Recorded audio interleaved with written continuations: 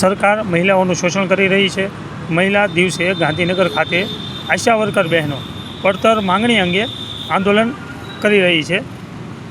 સાથેની માંગ આજના મુદ્દાઓ એટલા જ છે કે મહિલા દિવસે તમે મહિલા સન્માનની ખાલી ફોકટ વાતો કરો છો।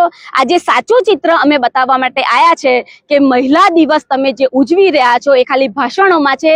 સાચા અર્થમાં ગુજરાતની હજારો આશા વર્કર બહેનો, હજારો આશા ફેસિલિટેટર બહેનો, લાખો આંગણવાડીની બહેનો, મધ્યાહન ભોજન, તેડાગર, આ તમામ લોકોનું મહિલાઓનું સરકાર શોષણ કરી રહી છે।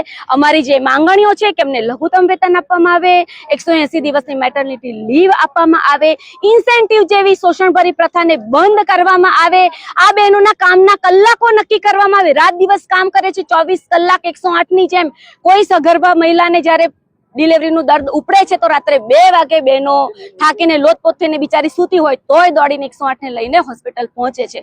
આવી પાયાની કામગીરી હોસ્પિટલમાં જાય તો એ લોકોને રહેવાની કોઈ સુવિધા નહીં, 2-2, 4-4 દિવસ હોસ્પિટલમાં બહેનો પડી રહે તો આટલી ખરાબ બહેનોની હાલત છે, આટલી બહેનો પીડાઈ રહી છે, આટલી દુઃખી છે, પણ મોંઘવારીમાં મજબૂરીમાં પણ એક યોદ્ધા બની અને સરકારની યોજનાઓ લાભાર્થીને લાભાન્વિત કરવાનું કામ કરે છે। તો એટલી જ માંગણી છે કે તમારું કામ કરે છે તો એમને લઘુત્તમ વેતન આપવામાં આવે। આ અમારી મુખ્ય માંગણી છે।